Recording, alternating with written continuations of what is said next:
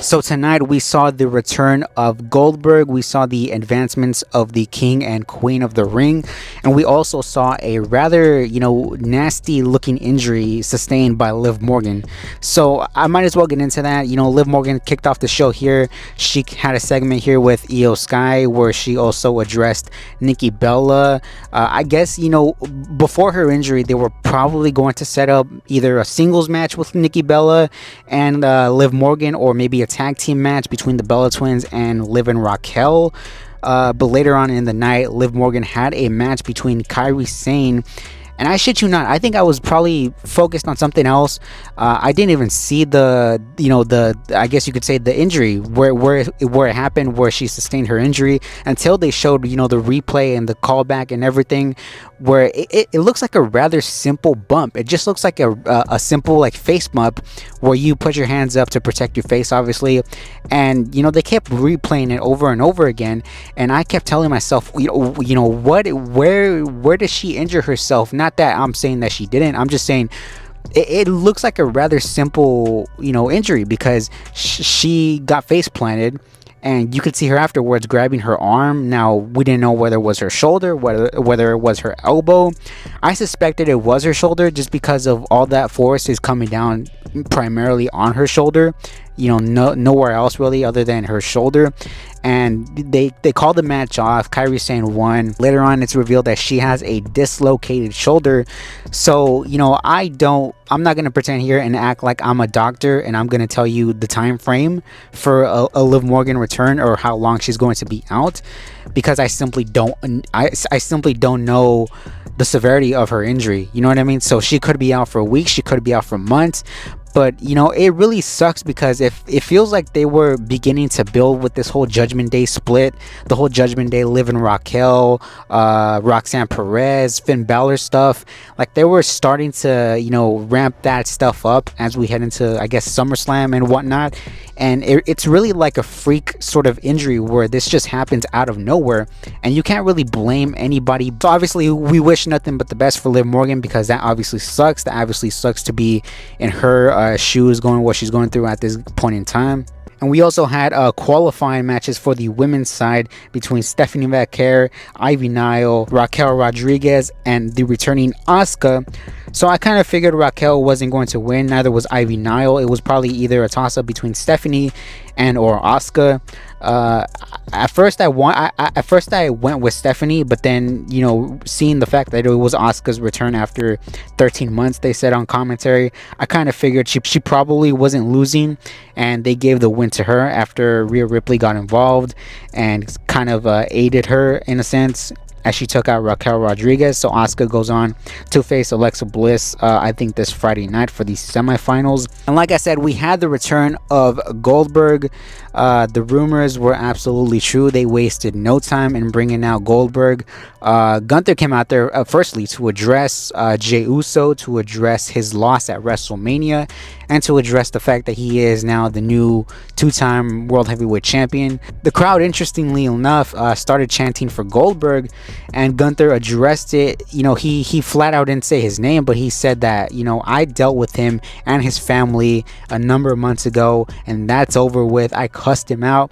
So that kind of led me to believe maybe, Goldberg, maybe he isn't showing up, because why would they kind of address him if they're not going to address him fully? But as soon as I thought that, out comes Goldberg, huffing and puffing. He really just came out there to say that, he started something, Gunther did something with him at Atlanta, being bad blood with his family, and he's going to finish it in Atlanta, July 12th, Saturday night's main event, Gunther against Goldberg, and I guess this is for the World Heavyweight Championship.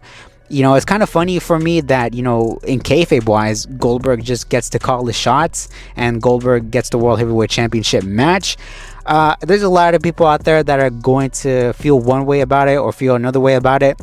If you ask me, do I want to see Goldberg in the ring in 2025? My answer is going to be no. But that doesn't mean I don't see the value in a Goldberg match against Gunther. I'm not telling you guys that I want Goldberg to be the World Heavyweight Champion. I'm telling you that I want Gunther to go in there and retire Goldberg, because that's kind of what the sense is, right? We want Gunther to go in there and be sort of a passing of the torch for Goldberg to Gunther. And so help me God if Goldberg actually ends up winning this match. But you know, as far as the match goes, I don't know if I'm really expecting a barn burner, just because of the fact that Goldberg was out there. He was already huffing and puffing on his way to the ring. He also spit at Gunther like numerous times. Like Gunther, you know, he has the patience of a sane man, because I don't know how anybody else would have had the patience that Gunther had. We also had Bayley addressing Becky Lynch here. They had a pretty good back and forth here. This ended up with an announcement of a championship match for next week on Monday Night Raw. And lastly, we moved on to the main event match between Jey Uso, Bronson Reed, Sheamus, and Rusev. Now going into this, I kind of figured Jey Uso was going to get the win. It was kind of odd that they added him like last minute and after he lost the World Heavyweight Championship. Like they wanted to make it a surprise, and then they just add Jey Uso, which kind of, you know, in this match, kind of he stood out as the odd man out, so to speak, but you knew he was going to get the win. Obviously, this match at the end was overbooked as hell. We had Braun Breaker, we had Penta, we had Sami Zayn, we had LA Knight, which obviously I kind of foresaw that LA Knight was going to get involved here.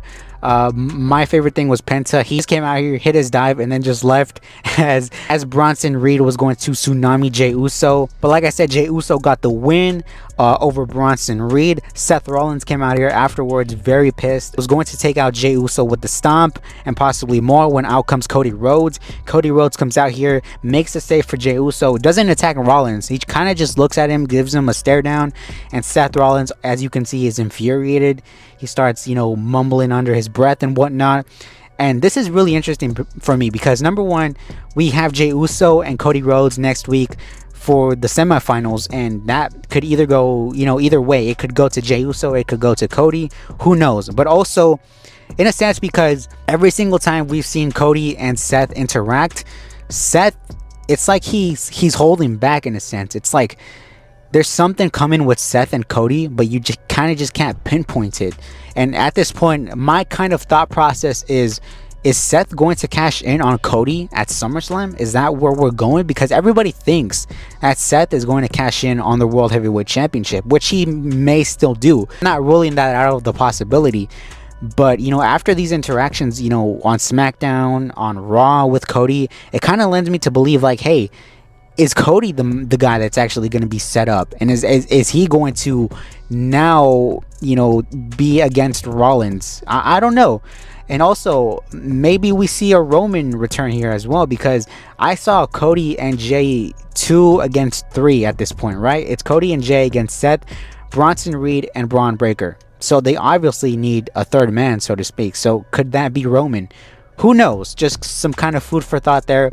I'm glad that they're kind of making me be on my toes somewhat as far as who Seth is going after. But let me know what you guys think down below. Let me know your thoughts and your reactions to Monday Night Raw tonight. And until next time, I will see all of you on the next one.